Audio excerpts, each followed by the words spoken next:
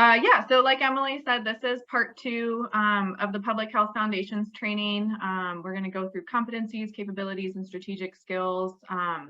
Some of you might know me from my professional role with the Montana Public Health Institute, but I'm actually doing this training as a student. And so I'm in my second to last semester of the Masters in Public Health program with the University of Montana. And thanks again for joining the call. If you were on last time, I am going to be doing some polls with Mentimeter again. So if you have a phone or if you want to open another browser screen, we'll use Mentimeter to answer those questions. And I think, Emily, I shared some information. There's a link and then the code to join that Mentimeter polling. Emily will put that in the chat. So in terms of our agenda for today, we'll spend a little bit of time doing introductions, and then I'm also going to do a really quick recap from part one, and that took place 2 weeks ago on March 8th. So even if you weren't on for that one, we'll go through some of that information again today. And then really the majority of the session is going to focus on applications in Montana, and more specifically kind of this concept of Public Health 3.0. And how that is, how that's being applied in Montana's public health system. We'll also have a little bit of time for discussion and questions at the end, but feel free to, put stuff in the chat or unmute yourself and interrupt me if you have a question or anything like that as we go along.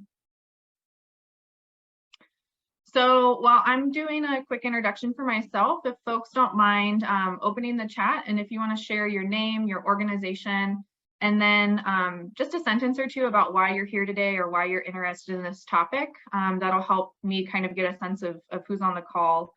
So like I mentioned, my name is Stephanie Tesaro. My pronouns are she, her, and I'm currently in my second to last semester of the Masters in Public Health program with the University of Montana. So again, this presentation is being, this is part of my capstone project. And so one of the exciting things that I'm hoping will come out of this is that this content, both the first session and then this session as well, can eventually be turned into an online self-paced learning module. So folks that aren't able to join, or if you want to use this as part of new employee orientation or just to revisit the information, we're hoping to have a resource created that's going to be, really that lasting training for folks. I've been working in public health for almost 8 years, which is really crazy to think about. I started out at a local health department, and then I worked for the Montana Department of Public Health and Human Services for just over a year. I'm currently a public health program specialist with the Montana Public Health Institute. And then I'm excited to have Sarah Davis on the call today. Sarah is the Associate Director for the Rocky Mountain Public Health Training Center, and she's been my site mentor for this project and really has provided invaluable insight and information on how to organize and facilitate public health training. So thanks again, Sarah. And then we also have Lee Taggart, and Lee is the University of Montana MPH Applied Practicum Experience Advisor, who's also been a super helpful resource. So then in terms of our learning objectives, really by the end of this 2-part webinar series, I'm hoping that folks are going to be able to describe the 10 essential public health services, foundational public health services, core competencies, and strategic skills. So that was really focus of part 1. And then also be able to describe applications of these frameworks in public health departments and organizations in Montana. So that'll be our focus for today, as well as identifying opportunities to incorporate these frameworks and skills into your work. Part 1, again, this took place 2 weeks ago. And I think if you're registered or if you weren't able to attend, Emily has a recording available. So if you're interested in viewing that, Emily can certainly share that information out again.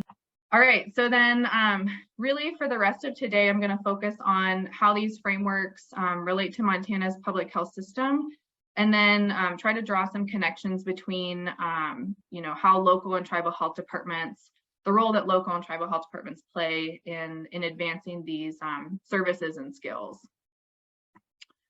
So the first thing I want to do is start out with a question on Mentimeter. So again, if you have your phone or a web browser handy, if you don't mind going to www.menti.com, and then you can enter this code 22867632. And I think if you scan the QR code, I think it'll take you directly there and you won't have to enter a code or anything. All right, so if you were on the last call, this might look like a very familiar question format.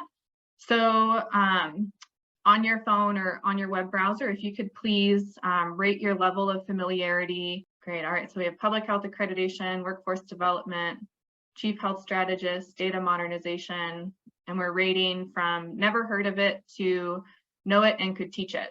That's great. I'm excited that so many folks know about public health accreditation. You know that that's like my passion project. Okay. All right, I'm going to jump back in. So thanks again for doing the Mentimeter. We'll come back to that at the end. And so really to kind of kick off part 2 here, I want to talk a little bit about Public Health 3.0, which we talked about a little bit in the first session, but this is really going to set the foundation for those couple of other things I'm going to talk about today. So the graphic on the slide kind of shows that evolution of public health's mission over time. And so thinking about Public Health 1.0, really focusing on sanitation, understanding diseases, and responding to kind of that early era of public health needs.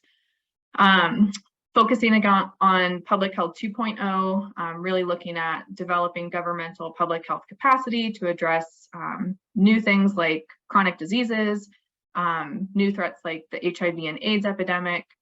And then really that's what brings us to today and Public Health 3.0. And so that new era of enhanced and broadened public health practice, which moves beyond those traditional public health department functions and programs and really is looking at cross-sector partnerships and collaborations, as well as an increased emphasis on social determinants of health and health equity. And so really Public Health 3.0, this is this kind of concept is defined in a 2017 publication, I think from the CDC, and that publication is called A Call to Action for Public Health to Meet the Challenges of the 21st Century. And so in addition to really defining what Public Health 3.0 is, it also provides 5 recommendations for achieving Public Health 3.0. And so those 5 recommendations include embracing the role of chief health strategist. It also includes engagement in structured and cross-sector partnerships. It's looking at enhancing and supporting public health accreditation. It's also looking at increased access and utilization of timely, reliable, and actionable data, as well as developing clear metrics to document success. And then finally, really looking at enhanced and innovative funding models for public health work. Emily, I also shared a NACCHO publication that's really kind of a call to action that just provides kind of another perspective and some additional information about these 5 areas. So if you want to put that in the chat, that would be, oh, awesome. Thank you. And then I'll also include that afterwards if folks are interested in taking a look at that resource. So from here, we're really going to jump into a couple different areas included in Public Health 3.0 and talk about how those are being applied in Montana's public health system. So starting with Chief Health Strategist, and this is I think a great place to start because this is one of the ones that folks rated a little bit lower on that Mentimeter scale. So hopefully by the end of today, we'll have a better understanding of what this means. So the Public Health Foundation defines a community chief health strategist as someone who is an engaged change leader, or it could be a group of leaders who builds community coalitions that investigate and take action to make meaningful progress on a community health issue. So really what that kind of encompasses is activities like forming cross-sector partnerships, collecting and utilizing meaningful data about community health. It's also including activities like using community partnerships to analyze data, set goals, and develop plans for community health improvement. And again, this role is really kind of, geared towards serving as a catalyst for change in their community. And so things like, inspiring action from other community leaders to advocating for policy change, those sorts of things.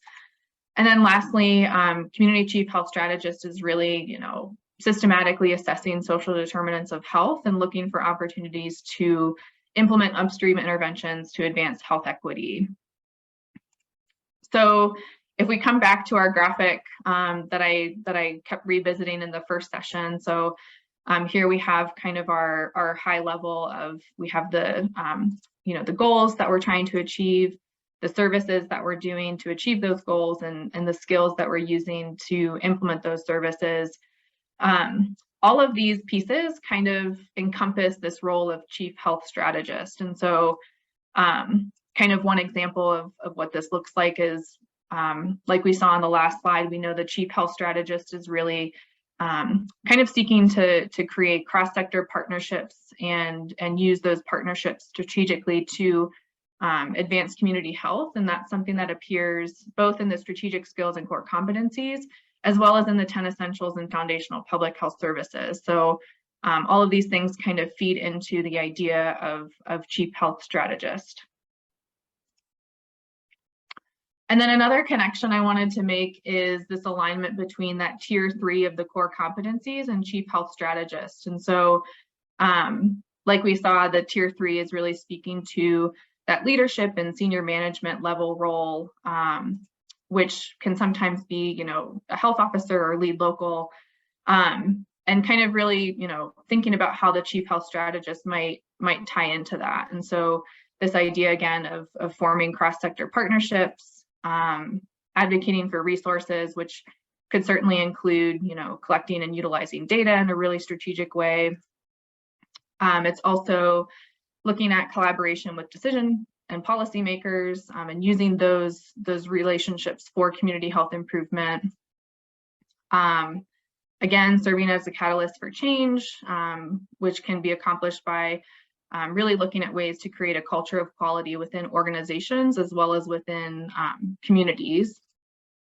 And then lastly, this theme of building an equitable and inclusive organization, as well as looking for opportunities to assess social determinants of health and advance health equity in communities.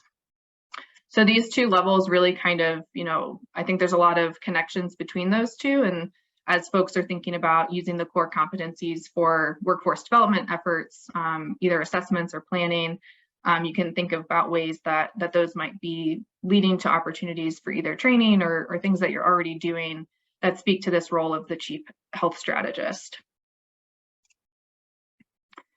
So then how this looks in Montana, and there's actually, it's really nice because there's a super timely example for this. And so if folks are familiar with one of our professional public health organizations, we have the Association of Montana Public Health Officials, which is one of the associations under Confluence Public Health Alliance. They are actually kicking off a lead local mentorship program in the next couple of weeks, which is really going to seek to build on those skills and create peer networks for new public health department leaders. And so I think one underlying theme of this is really speaking to that role of the chief health strategist and how to kind of build those skills for new lead locals. So this program is going to kick off during the Confluence conference happening in a couple of weeks. And if you have any questions, you can certainly reach out to Lisa and Kayla over at Confluence, and I think they'd be happy to chat more with you. I think before I move on to the next section, I wanted to kind of call out an action item for folks on the call. So even if you're not in that leadership role, I think, again, like I said, that chief health strategist is kind of typically marketed more for like the lead local or a health officer, but there's certainly elements of that work that you can think about that you might be doing. And so things like thinking about your community partnerships or other sectors that you might be able to bring into your work, looking for opportunities to use data in new ways, as well as things like opportunities for centering health equity and addressing social determinants of health in your work. And so really, you know, even though this is typically geared towards a leadership position, I think there's elements of it that everyone can kind of take away and implement in their work. Okay, so the next section that I wanted to talk about is public health accreditation, and this is one that in my professional role I can get really excited about. So apologies if I start to come off as a little bit giddy. But the Public Health Accreditation Board, so that's really the accrediting organization for public health departments. And thinking back to the Mentimeter results, it seems like folks are pretty familiar with public health accreditation, but we'll just talk a little bit more about kind of what that means and what it looks like in Montana. So this program was launched in 2011 with the intention of strengthening public health practice through performance improvement, strong public health infrastructure, as well as innovation. And so really the purpose of accreditation is to help health departments systematically review and improve their services and programs. And there's also a strong theme of you know, performance improvement as well as community health improvement efforts. Public health accreditation measures a health department's performance against a nationally recognized evidence-based set of standards. And so those are called the standards and measures, which are on the right side here. These standards and measures are routinely reviewed and vetted by public health practitioners. And so they've certainly changed over the past couple years, with the most recent version being released in 2022. So you can see last February, we had this new version released for initial accreditation. There's also standards and measures for reaccreditation. And then there's also the Pathways to Recognition program, which will come up in a couple slides here. The great thing about the standards and measures is that they're also they're organized in a way that aligns really nicely with the 10 essential services. So there's 10 domains in the standards and measures, and those 10 domains directly reflect those 10 essential public health services. There's also really nice alignment with the foundational public health services, particularly in version 2022. So Emily just put a link in the chat to a great kind of one-pager about those measures in the standards and measures that are directly correlating with the foundational capabilities. So the example here is looking at measure 1.1.1, which is developing a community health assessment. And you can see up in the corner here that this is one of those foundational capability measures. So in terms of public health accreditation in Montana, currently we have 7 local health departments, plus the state health department, that are FAB accredited or reaccredited. And so if you're interested in learning more about accredited health departments outside of Montana, if you go to the FAB website, I think it's fabboard.org, you can see that comprehensive list of who's currently accredited or reaccredited. I checked yesterday, and I think currently FAB is saying that there's 40 state health departments, 316 local health departments, and then 6 tribal health departments that have received FAB accreditation status. One of the new and exciting things that FAB released is this Pathways to Recognition program. And so really the intention of Pathways is to help health departments take a step towards initial accreditation. This is a condensed version of the standards and measures and really only includes the foundational capability measures. So I think there's about 34 measures that are really those foundational capability measures that health departments can apply for Pathways and receive some recognition. This is different from initial accreditation in that if you receive Pathways recognition, you're not required to do annual reports, and then you also don't have to do reaccreditation every 5 years. And so this is really a point in time recognition for health departments that can either be a step towards accreditation if that's the journey that they want to take. It can also be the destination. It can be the thing that health departments work towards and achieve, and that's, you know, totally fine as well. So in Montana, and kind of putting on my professional hat here, so the State Health Department and Public Health Institute just kicked off a Montana Pathways Learning Collaborative.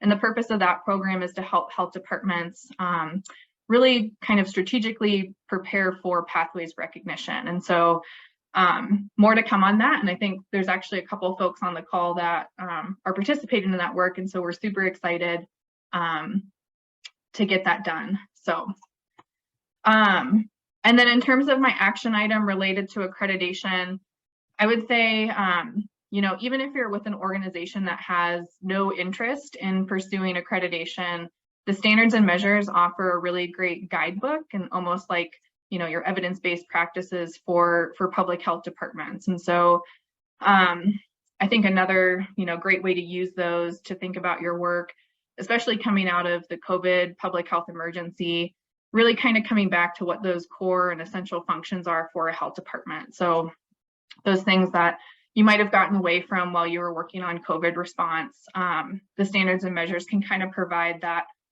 framework for coming back to some other public health programs. So I guess I would recommend taking a look at the standards and measures if you haven't already. Great. All right, we're moving right along.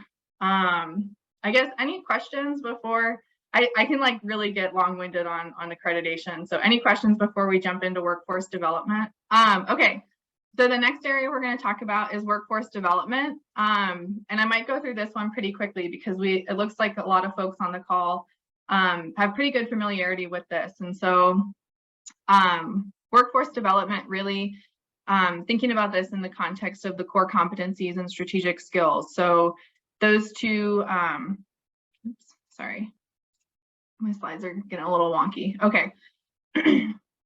So thinking about the core competencies and strategic skills as those two frameworks for really looking at the knowledge, skills, abilities for public health professionals.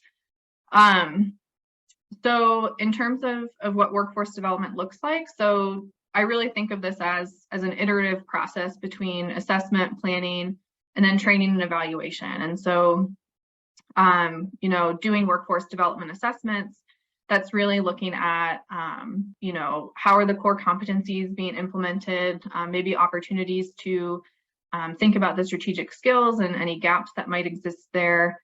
And that's really where you are identifying, you know, additional training or skill building needs. So then in the planning phase of the cycle, this is looking at what are those priority training needs and interests, and then also some specifics around how those training areas are going to be addressed. And so that can include things like the types of or frequencies of training, any existing learning opportunities or resources, and then other things like I think succession planning is one that comes up quite a bit as folks are thinking about workforce development. And then last in this process, and probably most important, are the actual trainings and evaluations. And so very similar to how this training is being conducted, and then that evaluation survey that Emily is going to send out afterwards, that is all kind of tied in and linked to the bigger picture of statewide workforce development efforts. An important connection to make is that workforce development is really closely linked to public health accreditation, and then by extension, it's linked to the public health or the 10 essential public health services. And so Domain 8 is really assessing a health department's workforce development efforts, including how you're conducting workforce assessments, what your workforce development plan looks like, and then what are those activities that you're implementing in response to those identified training needs. Some of the other things included in Domain 8 are considerations related to recruitment and retention efforts, professional and leadership development, and then also cultural competency. So again, like I said, Domain 8, workforce development, and then this is also, you know, this language is directly related to that the eighth essential public health service related to building a skilled and diverse public health workforce. All right, so then just some additional thoughts on the alignment between these frameworks and workforce development. So the core competency assessment, again, through the Public Health Foundation and Council on Linkages, this seems to be the most common framework that health departments are using for core competency assessments and for workforce development planning. So again, this assessment is looking at familiarity and proficiency with those sub-competencies associated across those 8 domains. And then similarly, the strategic skills are looking to identify opportunities for skill building related to those new challenges and emerging areas for public health workforce.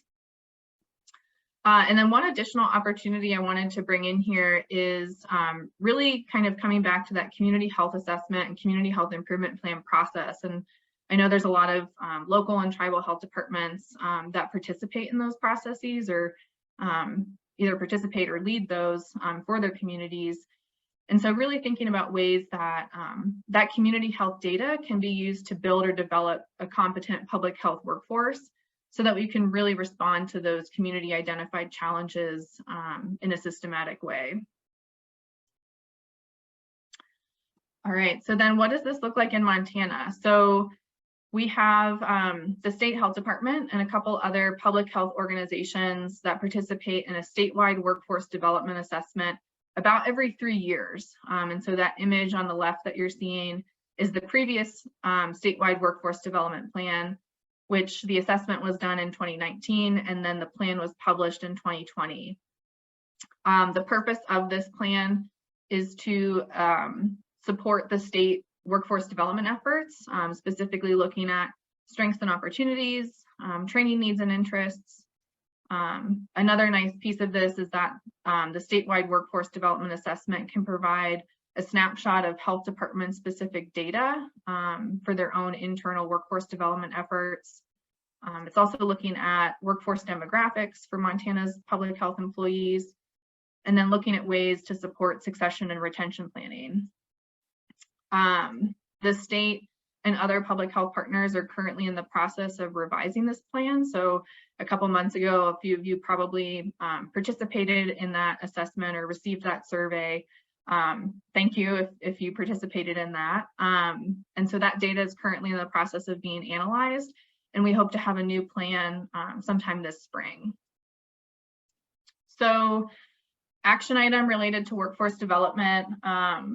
I would say, think about if this is something that your health department or organization is currently engaged in. And if not, I think certainly reach out to either the state health department, the training center, other public health partners to think about if there's any, tools or resources, things like that, that could help you get started with this work. And so I'm going to keep moving just for the sake of time today, but if there's additional thoughts or questions on workforce development, we're going to have that coaching session next week at the same time, so March 29th at 10 a.m. And we can certainly have some more discussion or conversation around workforce development if that's something that folks are interested in. All right, so lastly, we're going to talk about data modernization. And this was actually really interesting for me because it's like the latest buzzword in public health. And to be honest, I also didn't have a great understanding of public health data modernization and what that looks like. And so this was a learning exercise for me as well, and hopefully will make a little bit more sense to you all on the call today. So this is, like I said, new and emerging work, and I think really coming out of the public health emergency and COVID response activities. So data modernization, this is an initiative out of the CDC that was launched in 2020 and is in national effort to create modern and integrated real-time public health data and surveillance system to help us better prepare for and respond to future public health threats and emergencies. The ultimate goal is to move from siloed data systems to more connected, resilient, adaptable, sustainable, response-ready data systems.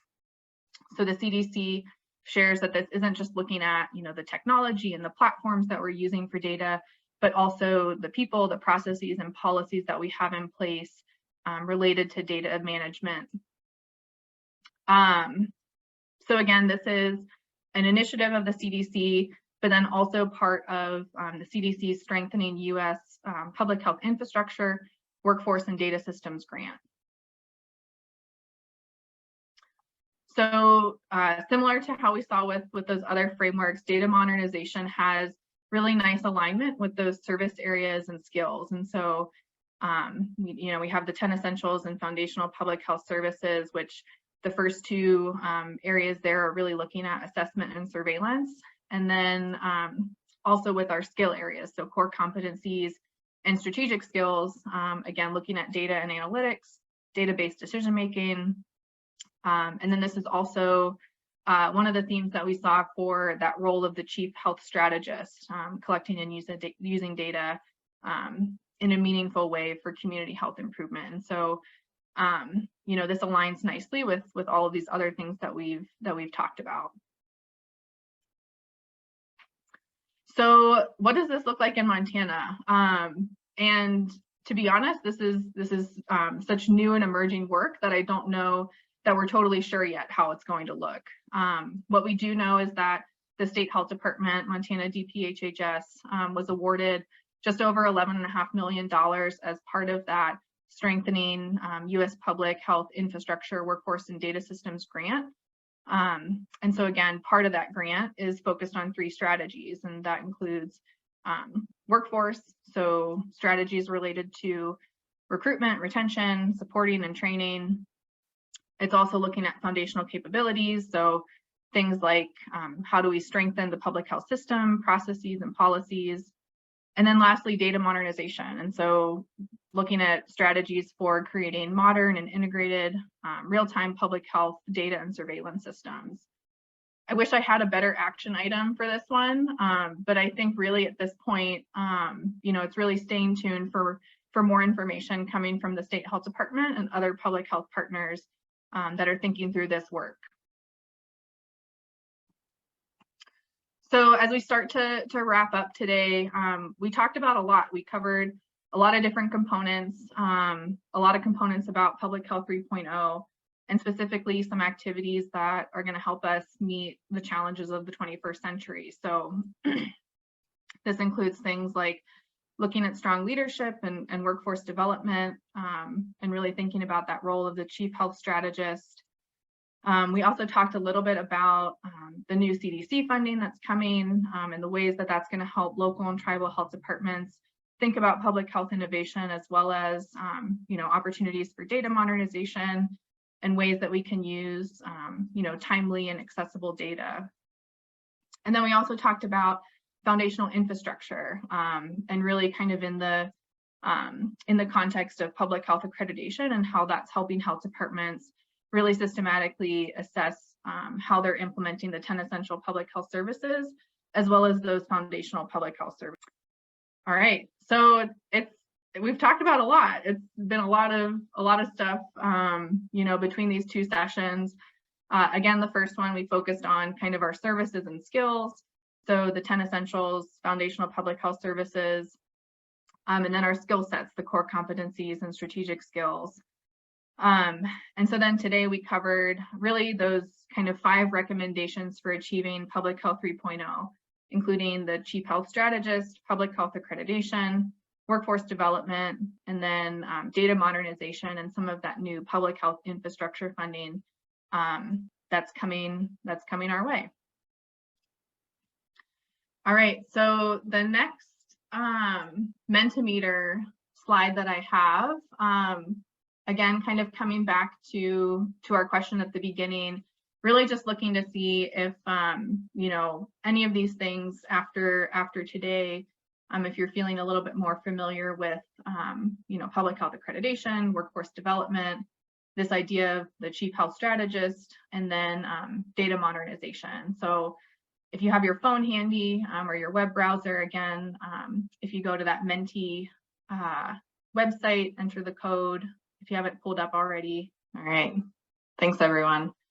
So then I have 2 more questions that I wanted to share with the group. And so the next one is really just kind of curious about what clicked for you today. And so, thinking about how you might have rated yourself on that scale at the beginning of the presentation, and then whatever your response was just now, what sort of information, made more sense based on what you knew at the beginning to where we are now. All right. I'm going to keep going to the next question. Just we have just about 5 minutes left with our time today. So really just want to throw it out there. If there's any additional questions that folks have or things that you're curious about, feel free to enter some thoughts into the Mentimeter.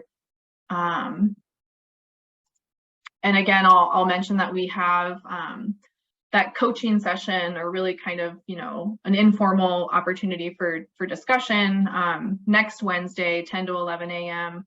And that information is going to come out after today's call. I think, Emily, when you send the survey, the evaluation survey, folks will also get some information about that coaching session. And again, that's going to be super informal, and really, if you have questions or just want to talk more about any of these components, either from the first session or today's session, we can just, revisit those next week. All right, so I'm going to keep going with my slides because I have just a couple of wrap up things that I want to share with folks. So again, that part 3, this time next week, March 29th, more information coming out soon on that. And then I mentioned this on the first call, but I'm also going to be working on sort of a summary document that's going to take all of the information and really kind of a quick at-a-glance resource, including hyperlinks and where to go for additional information. And so that is in the works. It's going to include information from the first session as well as from today. And I'll be sure that Emily gets a copy of that and can send it out to the registration list as soon as that's available. I can also share the PowerPoint slides if anyone's interested in that. And then the last thing I'll say is tentatively for the folks that are planning to attend the Confluence conference, this is something that we might have as a roundtable discussion topic on Wednesday, April 5th. And so if folks are wanting to talk more about that in person at the Confluence conference, know that I'll be there, and I'm happy to talk about any of these pieces with folks that are interested. All right. So lastly, just kind of some resources and references. Again, these will come out in that summary document, and that is it.